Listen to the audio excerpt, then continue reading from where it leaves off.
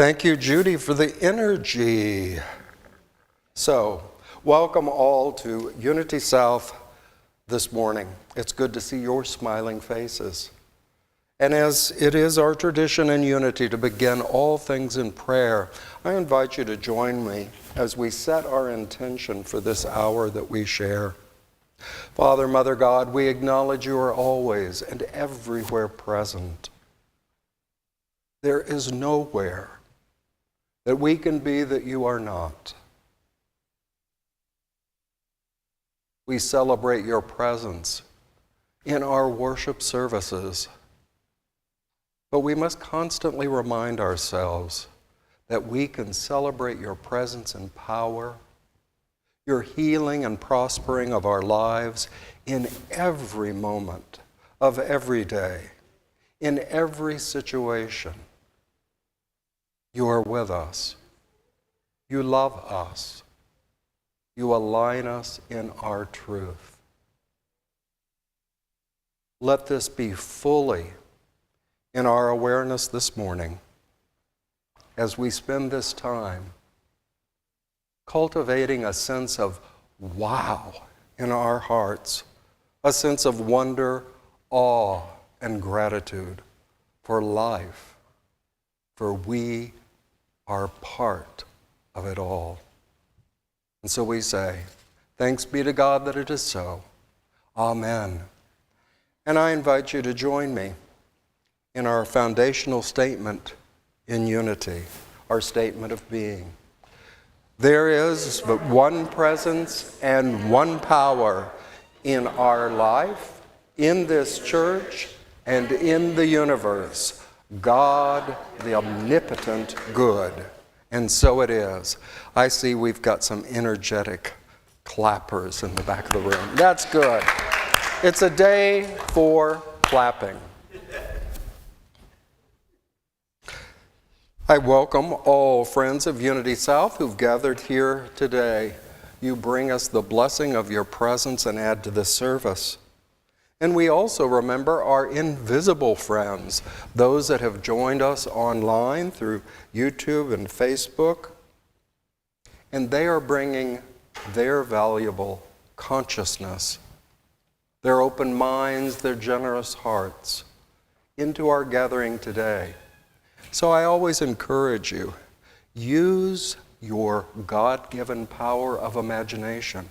And although you cannot physically see these friends, keep reminding yourself of their presence. Their presence is good, and it is a blessing, and we're glad you are here. For those present in our sanctuary, please silence any phones or other devices. Today it is my pleasure to acknowledge the team that makes all this celebration happen. Judy Moen, our music director, has invited a longtime friend, Patty Peterson, to be with us today. And our live stream producer is Tyler Stromquist-Lavoie, being assisted by Adam Schneider. So we're grateful that they make all that work, and I don't even understand it, and I don't have to. You know, there's a lot in life we don't understand and we don't need to. We just need to be present. I'm also grateful for our flower donors today. The Andersons made a great trip downtown to the market, farmer's market, and brought me flowers to arrange on the altar. And I'm grateful for the beauty. And as long as I'm full of announcements, welcome, Robin. It's good to see you. It's good to see Margaret here. And for those of you that do not know, our board member and friend, Patricia Mees, is recovering nicely. She had a bicycle accident last Monday and was in the hospital and is now in rehab. And she's confounding me and all the staff. She's just beating all their expectations in her rapid healing from a fractured pelvis, which is not an easy easy matter, and she's up and about, and she said, I'm going to bust out of this rehab center way ahead of schedule. So throughout the week, send a generous thought of life and healing and wellness to Patricia. I want to invite you also to hold a special prayer. I was informed, since I'm a newcomer around here, by Nancy Lee that two longtime associate members of Unity South are in mourning, Stephen Lassiter and Peg Thomas. Many who have been around here for a long time will know that Peg was an ASL signer for members who were hard of hearing and helped us with that service. Well, it is Steve Lassiter who lost both his father and his mother on Thursday in Chicago. And for those of you that don't know them well, his father, Reverend Herbert Lassiter, was a retired minister of the Christ Universal Temple, which was the huge ministry in Chicago founded by the late Reverend Dr. Johnny Coleman, one of the first African Americans to be ordained by Unity headquarters, and she built up a tremendous ministry of her own there in Chicago, and Reverend Lassiter was a staff minister there. He also was a prolific writer who contributed to Unity's Daily Word magazine and other New Thought publications, including a publication known as A Closer Walk with Jesus. So we hold them in our hearts of compassion as they move through this human experience of mourning, and also know that his father and mother have moved on in their experience of life beyond this earthly world. And last but not least, the board wants you to know that soon this week we will be sending out an email survey. It uses the format of SurveyMonkey, and we invite you to help us in our planning and our future here at the church by filling out that form. Now, for some of you that do not do email at all, we will have some paper copies here in the office if you will but ask, and you can fill it out on paper, and then someone in the office will then enter it into the electronic system. So, please watch for that in your email.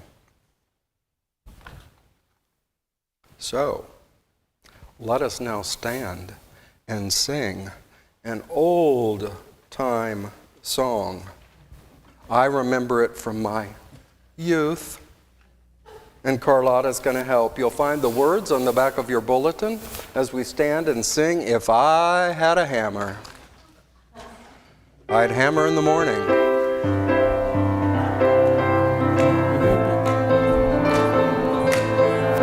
Clap.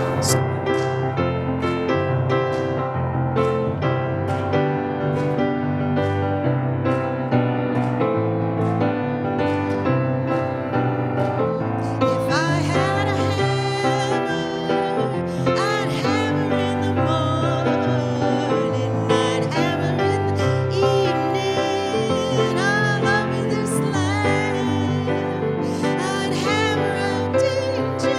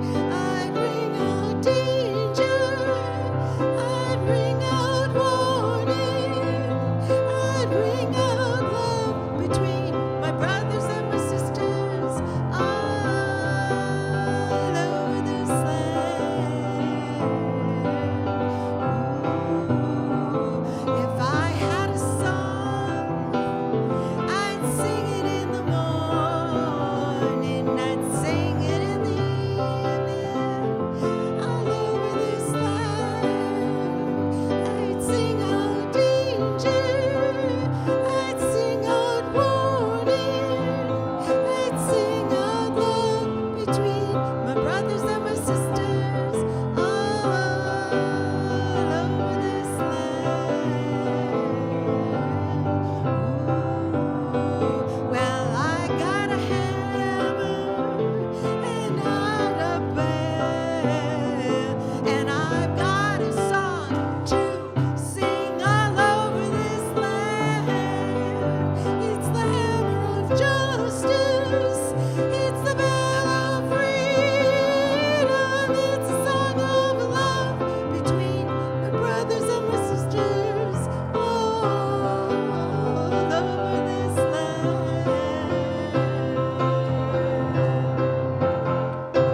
Yeah.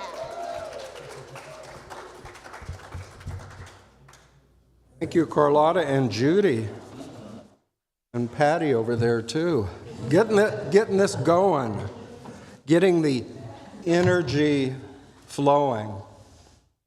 Because later in my lesson, I will have some serious things to address, but the essence of it is to get our sense of life flowing, to get us to not merely think, but be.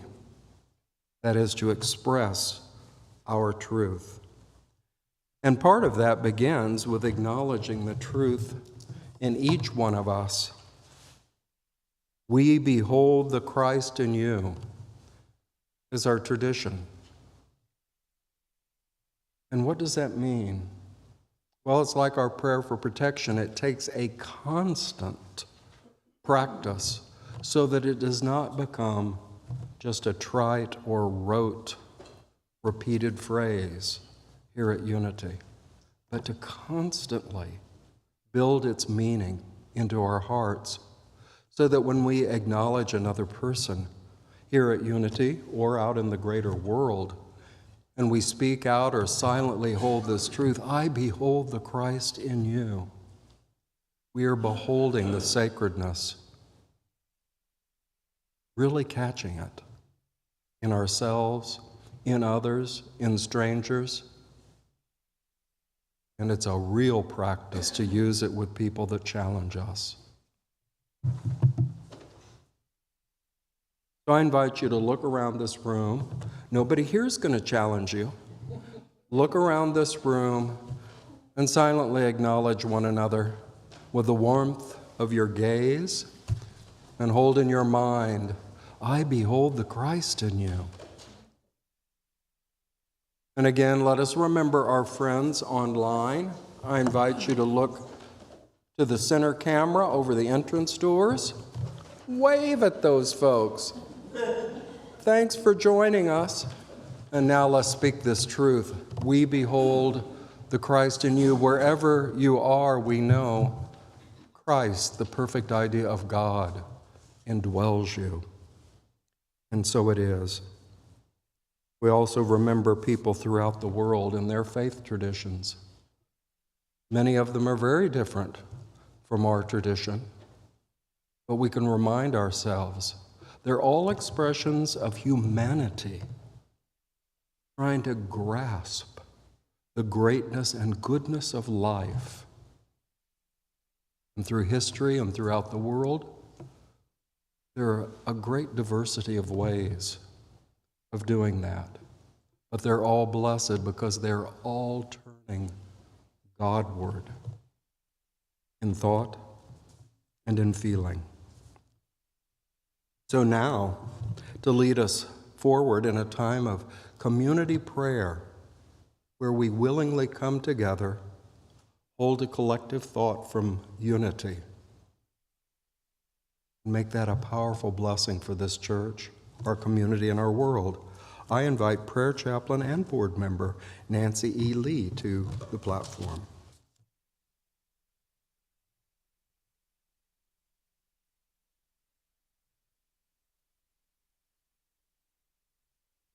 The daily word for today, Sunday, August 28th, 2022, is purpose. I pursue my purpose with passion. Over the course of my life, I have discovered what has kindled my passions captivated my attention and made me feel most alive. My passions lead me to discover my purpose, to which I choose to devote my time in my life. My highest spiritual purpose is to live from my divine nature. My divine gifts of life, love, and wisdom express uniquely through my passions, fulfilling me while demonstrating the truth of my being.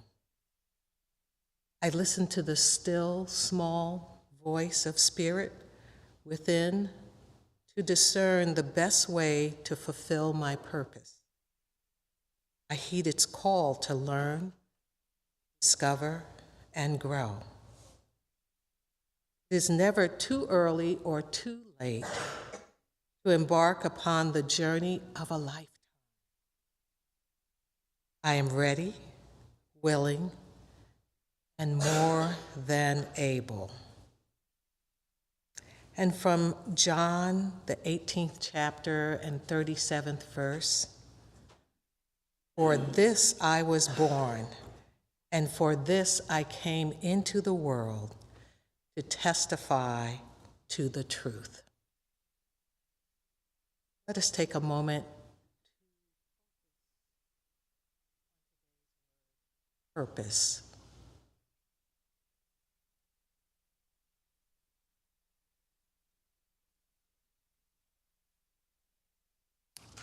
And for our community prayer,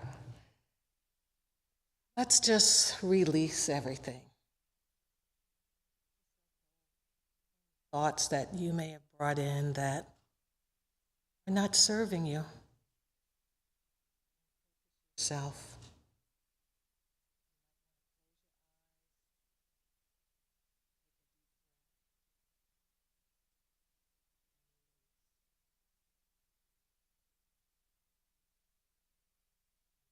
Sink into. When we come together like this, praying together, it's powerful. We can begin to reconnect, feel the presence and power of God always with us. It's not recognized.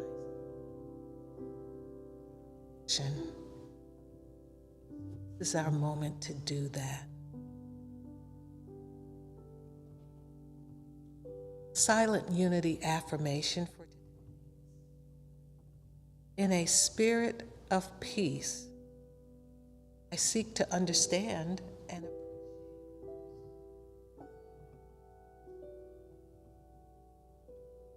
in a spirit of peace, seek to understand and appreciate others. As I cultivate spiritual understanding, open-hearted, open-minded each day. Open wide the doors of my heart so that I might live in peace with all people.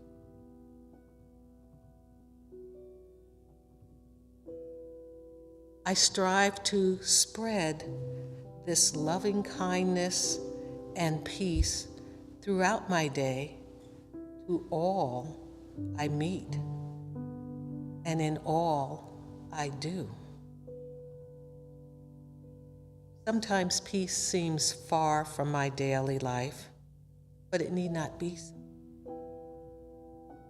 If needed, and begin an easy, gentle remembrance. If I seek peace, but find myself moving into an unwelcome territory, I take a breath and peace, practical, powerful, peace, easy, energetic, available always. It's calming and is everywhere eternal. We also want to acknowledge the prayers that are in the prayer box here. We behold and affirm the truth within these individuals. We know that Spirit is working in their lives as they further awaken to the presence of God as their health, supply, and sense of purpose. And then say to yourself, I am one with and now demonstrate loving kindness and peace. Let's hold that for a few minutes of silence.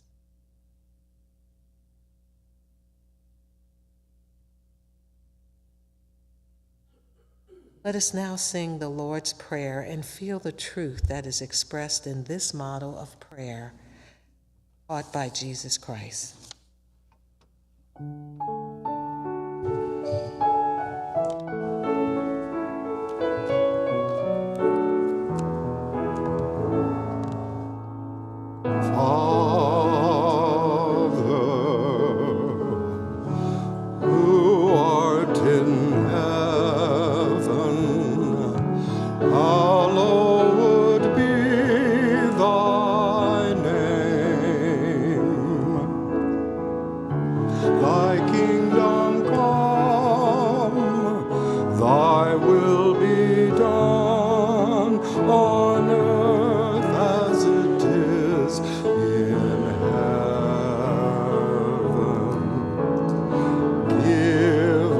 This day our daily bread. Forgive us our debts as we forgive our debtors, and leave us not in temptation. Deliver us from evil.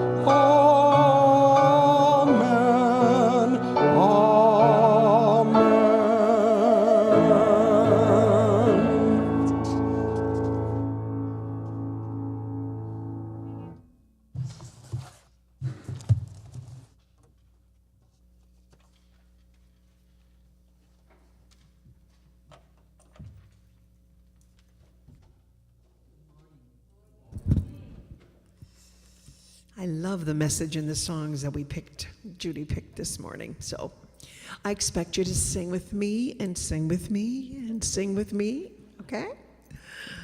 All right.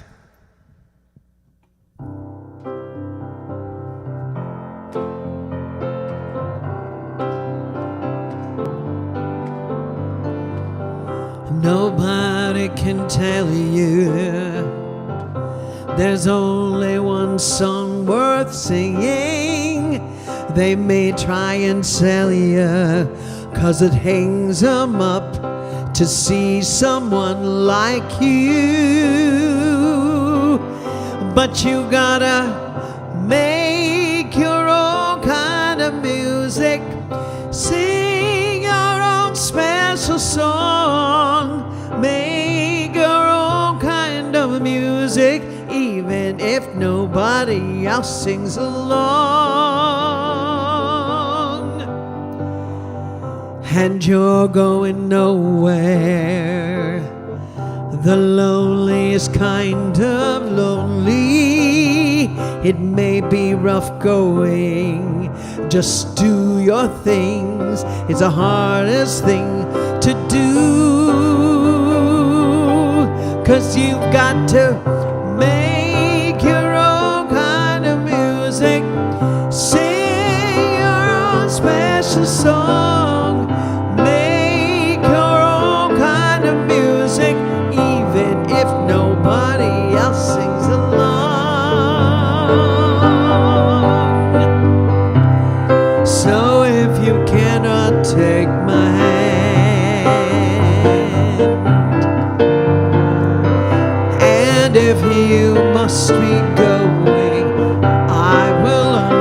understand.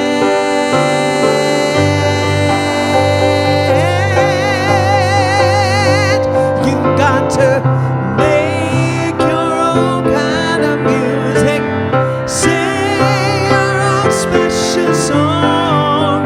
Make your own kind of music, even if nobody else sings along. Sing it one more time, all right? You gotta make your own kind of music. Sing your own special song. Make your own kind of music, even if nobody else sings along.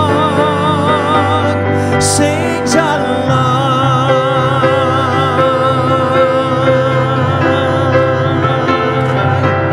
Yeah, woo! Yeah, Judy. Thank you.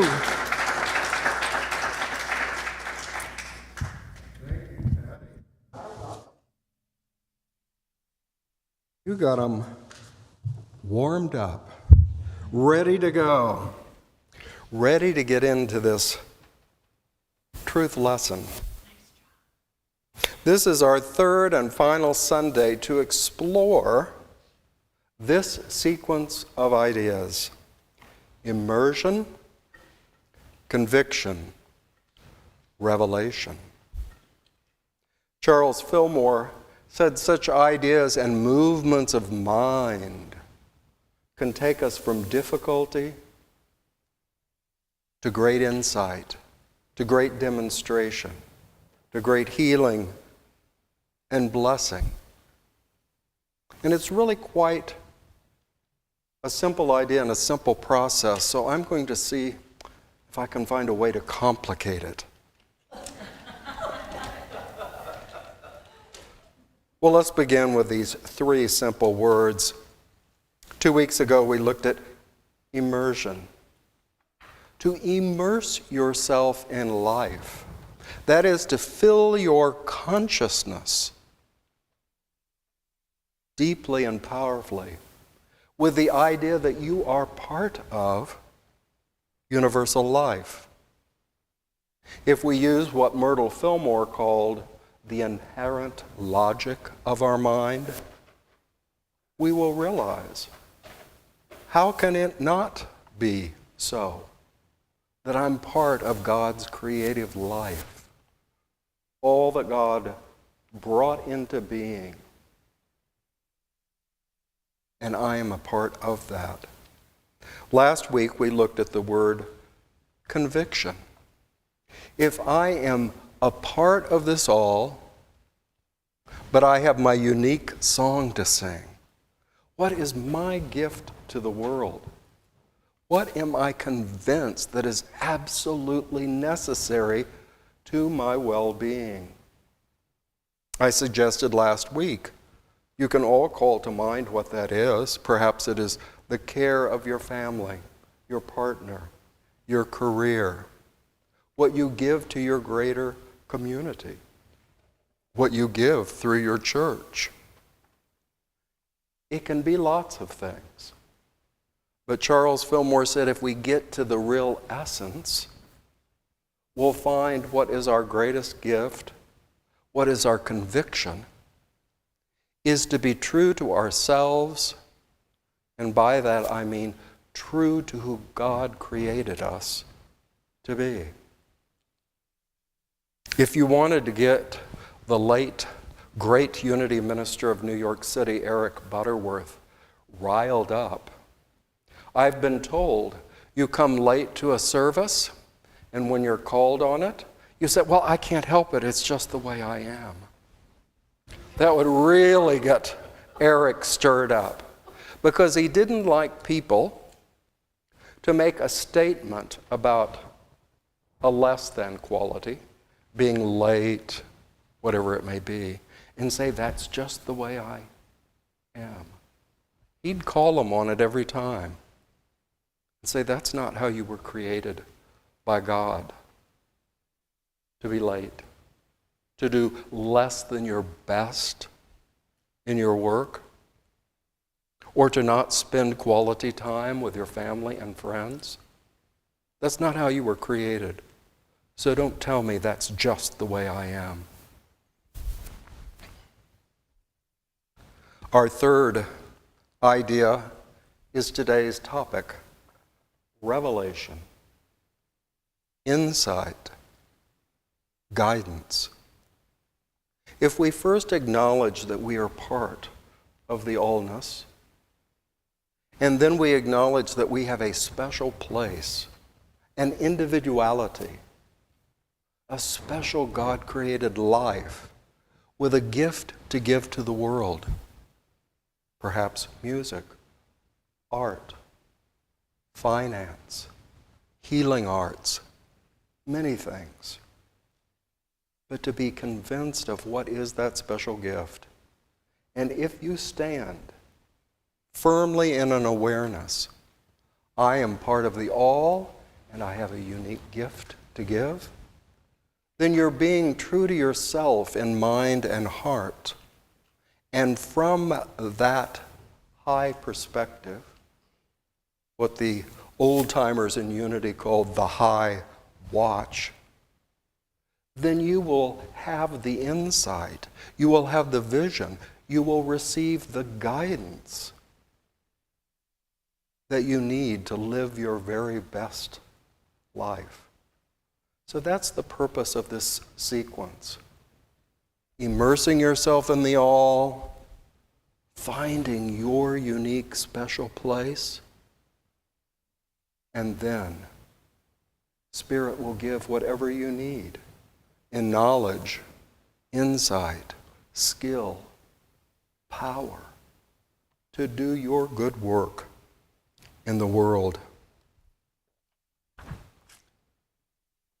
Because we hold an open mind and a generous heart through this practice, we now open a door for God to speak to us, for life to speak to us in a special way that we can hear. Many of you may remember that very well-known book, Return to Love, the first book of Marianne Williamson, many, many years ago. And in that she had a phrase, one phrase at least, that I really remembered. And she said, God, Spirit, life will speak to you in a way that you can hear. I'm adding a little caveat to that. I don't know what Marianne would think. But Spirit will speak to you in a way that you can hear. And I add, if you pay attention. You'll hear the still small voice within, if you are willing to pay attention. If you're willing to follow your spiritual practice, whatever that is. It doesn't have to be here at Unity. It doesn't have to be at a yoga center or a place of high learning. All it requires is your greatest gift, and that is your attention. What you focus yourself upon. Our prayer chaplains here at Unity South, as well as other prayer chaplains throughout the country, I think one of the greatest blessings they learn by participating in the program and learning to pray individually with others is how powerful presence is. As a minister, I've had that experience over the years. How many human beings long for someone to really hear them, for someone to truly acknowledge them, to give full attention to them.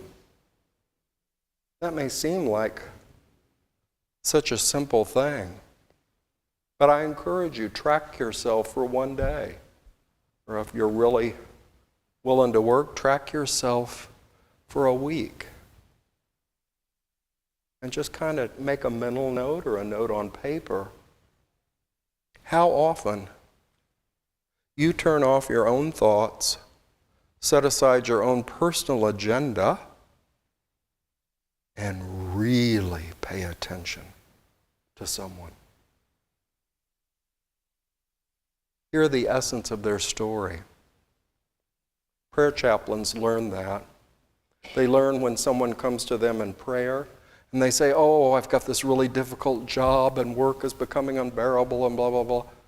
Prayer chaplains listen from the heart, as we term it. And that means let all the details of the story fade away and hear what this person is really expressing. Perhaps a loneliness. Perhaps they don't feel that they're worthy or that they're respected by others. That's what the heart hears when you really pay attention to someone. I had a call somewhat like that this week, and because it's my best friend back east, I get to tell the story. It's a simple one. I was just saying, how is work going? And I could just hear the frustration in his voice. And he said, I hate people. And I couldn't help it. I just laughed out loud. I said, oh, I hear your frustration. And we all get frustrated and mad at times. That's just part of the human story. But I said, I laughed because I know you so well. And I know you have one of the biggest hearts I've ever experienced. You couldn't possibly hate people. Well, maybe that was a little too strong. But this person would go the last mile to help someone.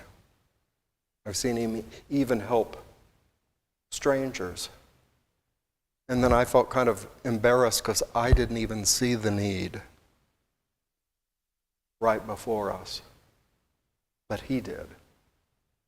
That's a big heart.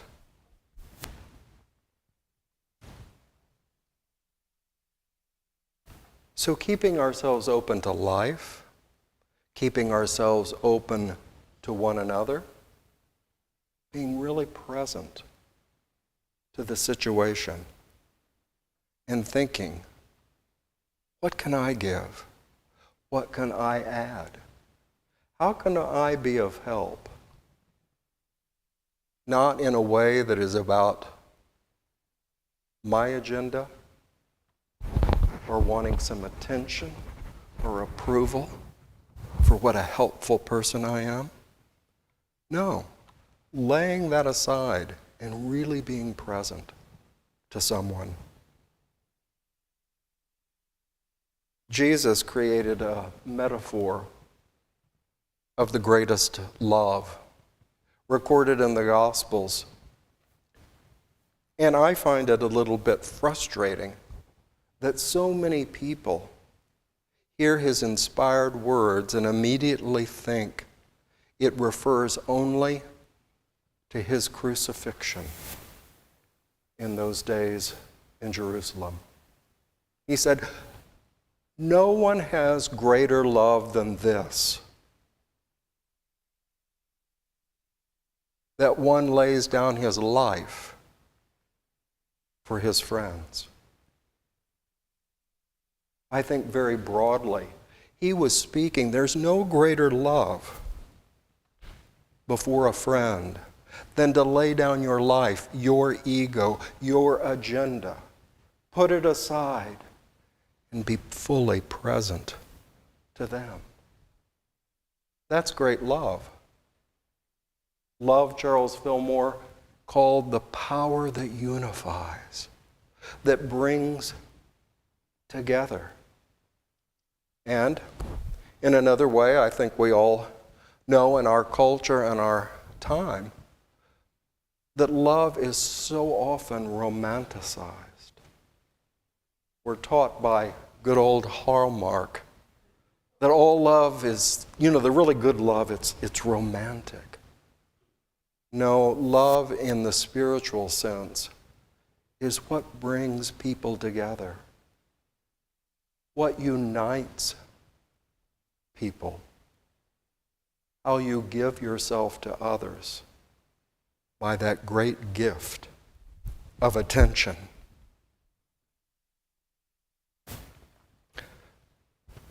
Our co-founder of Unity, Myrtle Fillmore, called by many the mother of Unity because it was her individual healing experience that really birthed the Unity idea that became a global movement of new thought. She had a healing experience in the late 1880s, and she wrote about it many years later because Unity students kept saying, "How did your healing come about? How did you find this glorious idea of life?"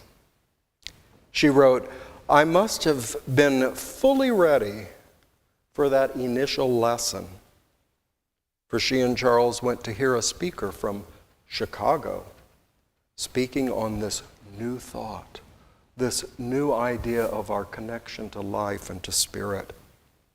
So this initial lesson, she said, it filled and satisfied all the empty, hungry longings of my soul and heart. Human language cannot express the vastness of the possibilities unrolled before me. My possibilities. While routine life went on pretty much the same, a new world opened within me. The physical claims that had been considered so serious faded away before the dawning of this new awareness. And I found that my body had been literally transformed by the renewing of my mind. I want everybody to know about this beautiful law of life and to use it.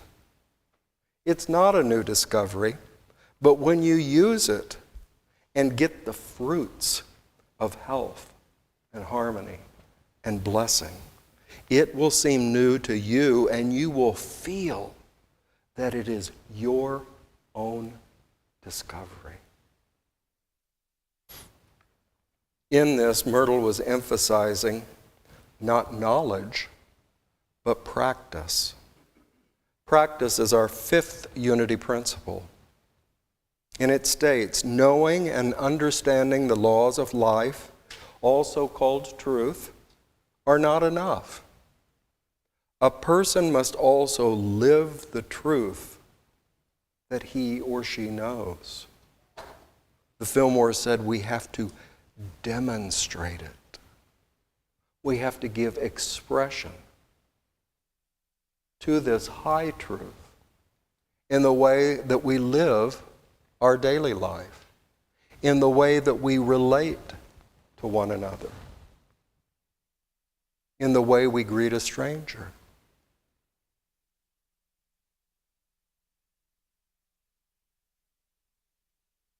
In the way we converse with people we don't understand. And we don't understand their thoughts and their opinions. But as that famous minister to the South, Joel Osteen, with his largest congregation in this country, said, you never have the right, no matter how much people offend you, frustrate you, you don't understand, you never have the right to cut them off. To hold ideas they don't deserve to be here.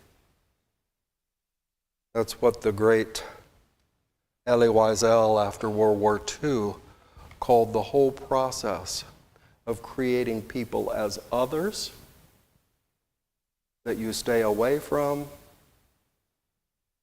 and ultimately you decide they don't have the right to live. That's the sequence, if you allow it.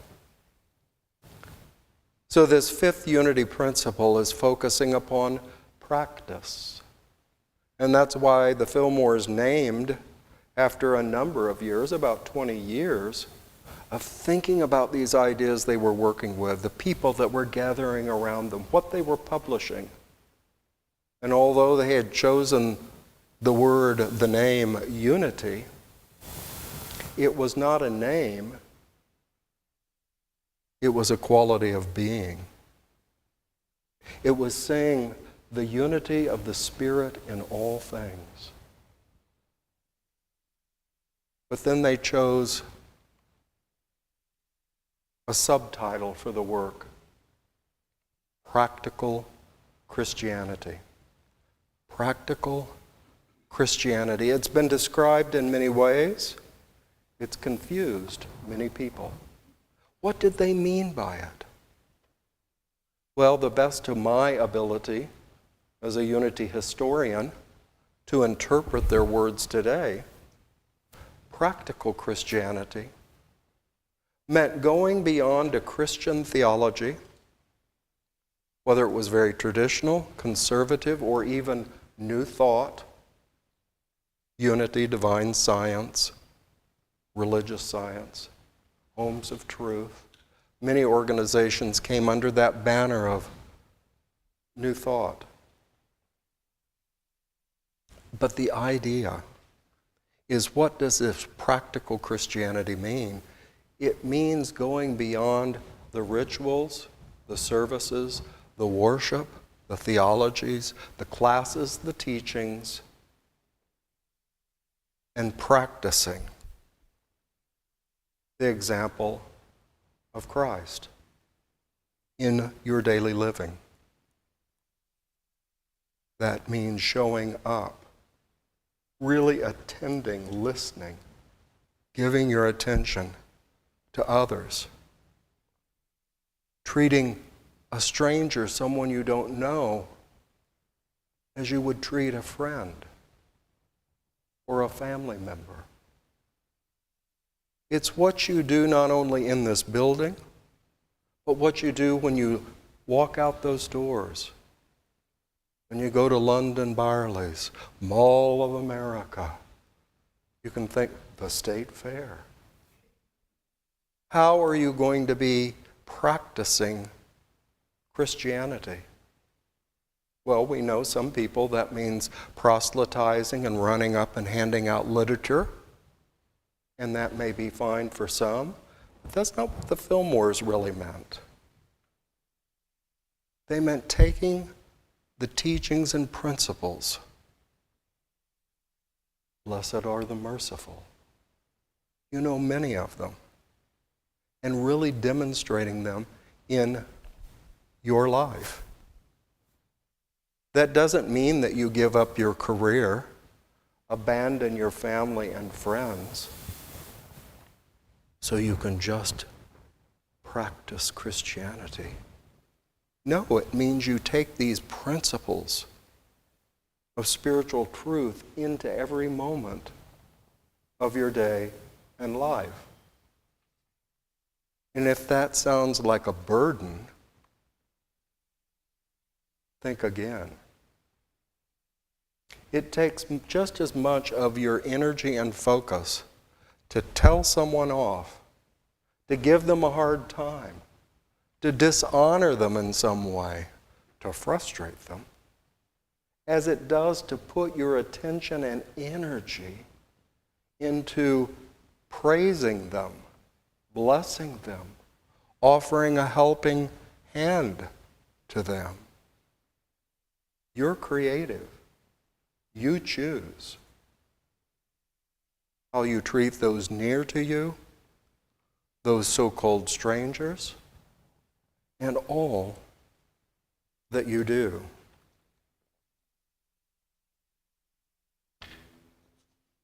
Oh my goodness. You know that joke, I've got too much month at the end of my checkbook? I've got too many pages left at the end of my time. Well, many of you studied with me Richard Rohr's The Universal Christ, I think before COVID came along. We had a wonderful class around that.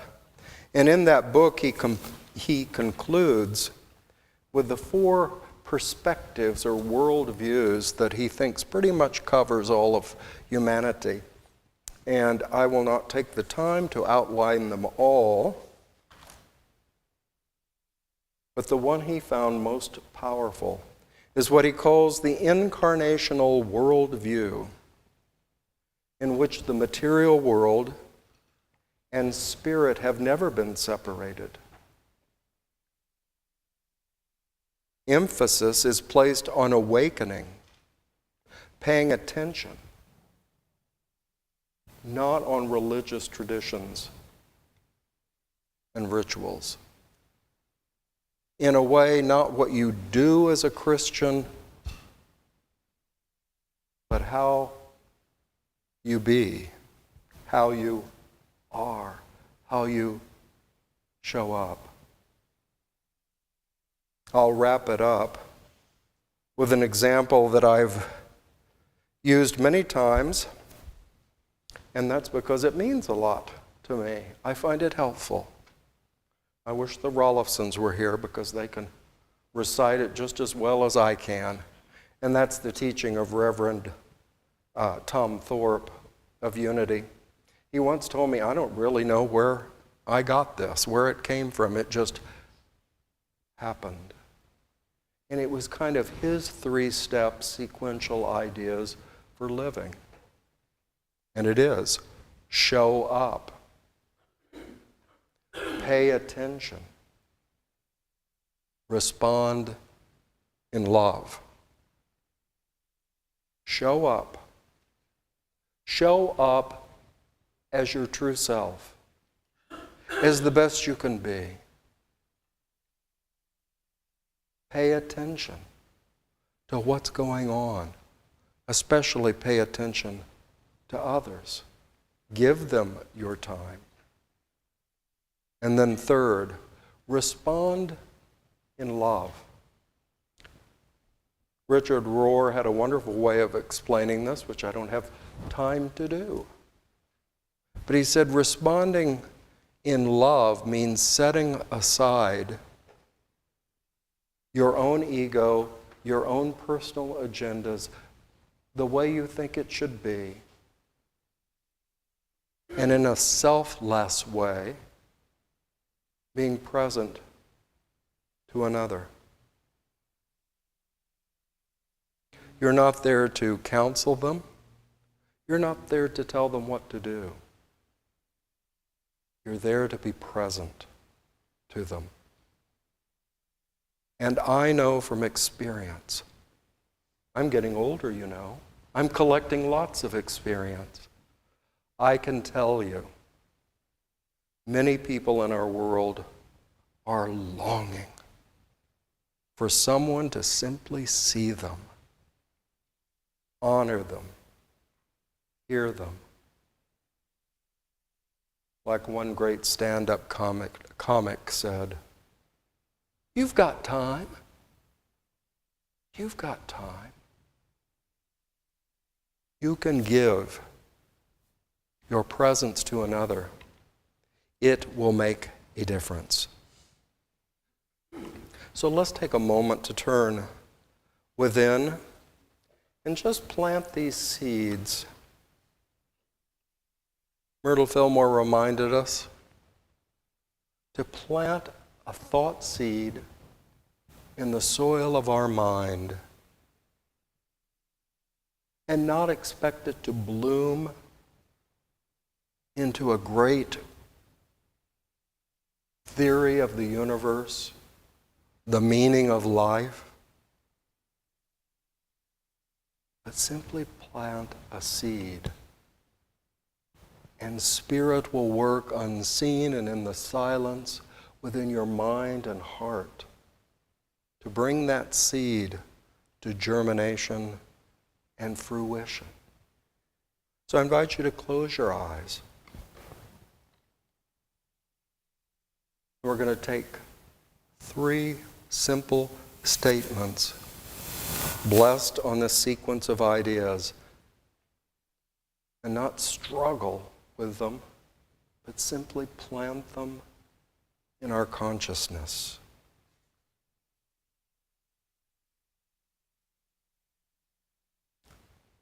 Spirit, we acknowledge you are always and everywhere present. You are our guide, our very present help in any need.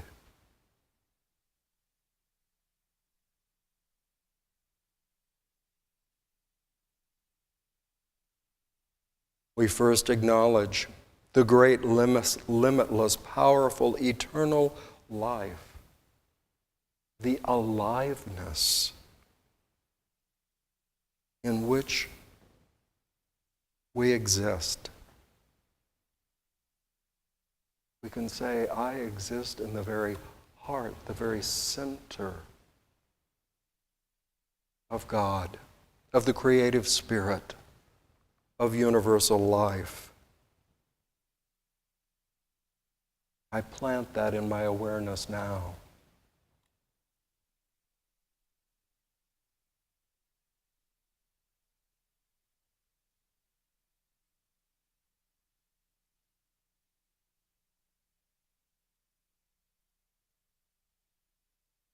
I now affirm and plant a seed in my consciousness that I have an essential conviction. The Daily Word today called it purpose. My gift.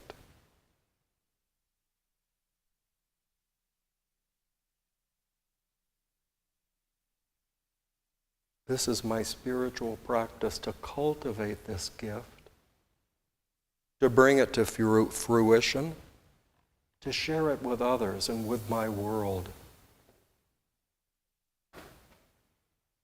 so that I can say this world is a better place because I exist,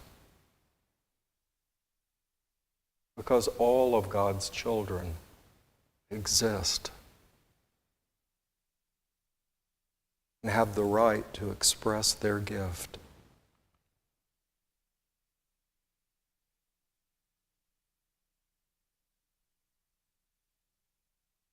Now I plant the 3rd seed in my consciousness, affirming I am open, receptive, vulnerable, teachable.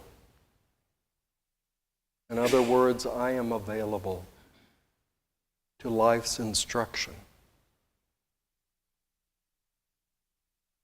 to the direction of upbuilding actions that affirm life.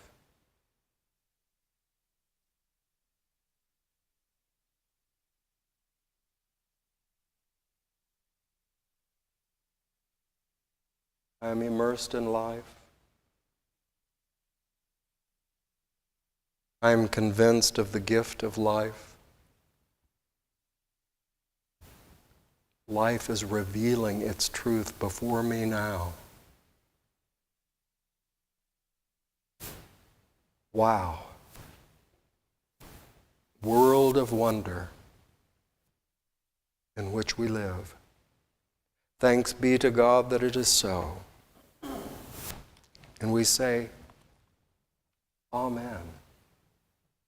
Hallelujah. Thanks be to God. And so as Patty comes forward to share her gifts with us, we acknowledge we are grateful for all the gifts brought into Unity South. Somebody brought this up to me just the other day. All the challenges we have faced over time, and we're still here. We're still here because of all your good participation and support of this ministry, And we thank those online who send us regular gifts to keep our live stream program going and keep our ministry energized. So as you take your gift in your hand today and the ushers prepare to receive it, consider, what is your special gift to give to Unity South? It may be money. I hope it will be money. But it may be all kinds of gifts and ways that you help clean, polish, nurture activities here at this church. Think as you give your offering what you're convinced is wonderful about Unity South.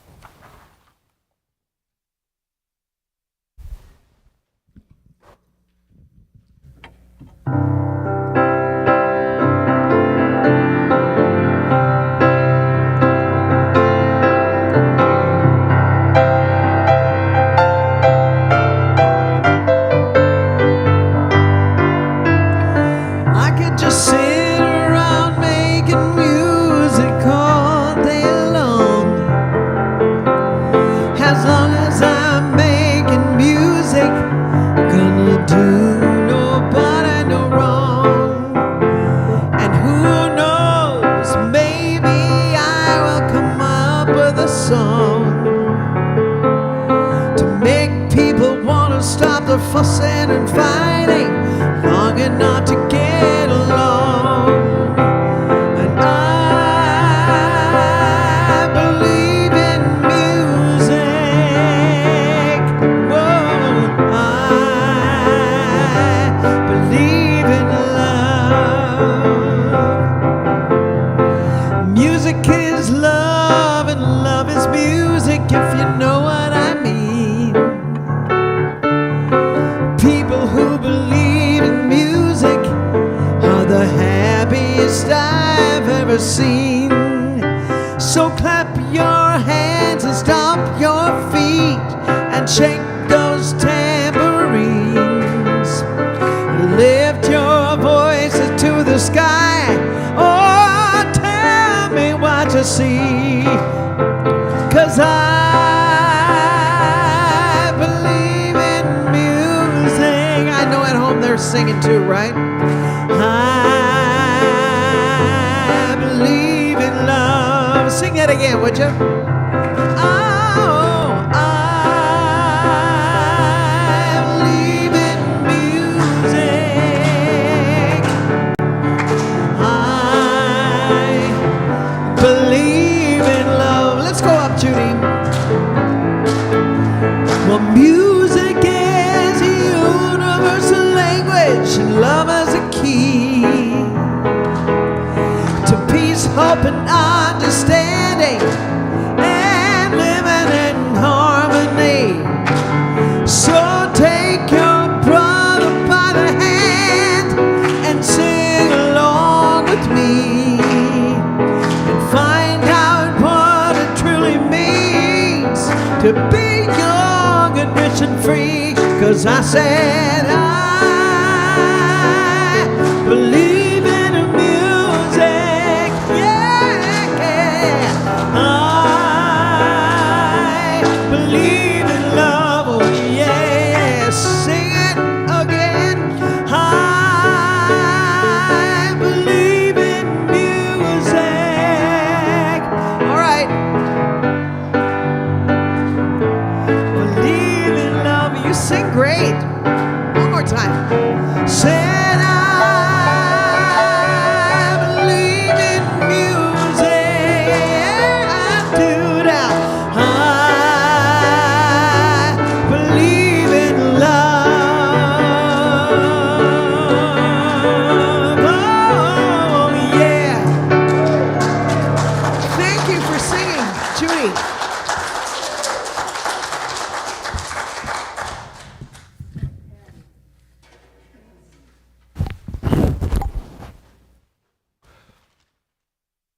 I believe in these gifts. I want you to all believe in them too, because they have been given by free will with love. that something greater than one's individual life might be blessed, that a common good may be nourished and supported by these love offerings.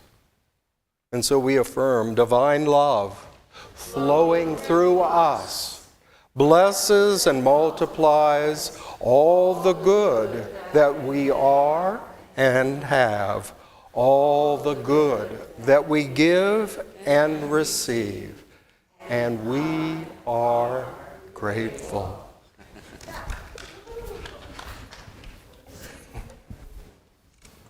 Well, I invite you to stand as we celebrate with our closing song. The words on the back of your bulletin, although you know it well, keep on the sunny side.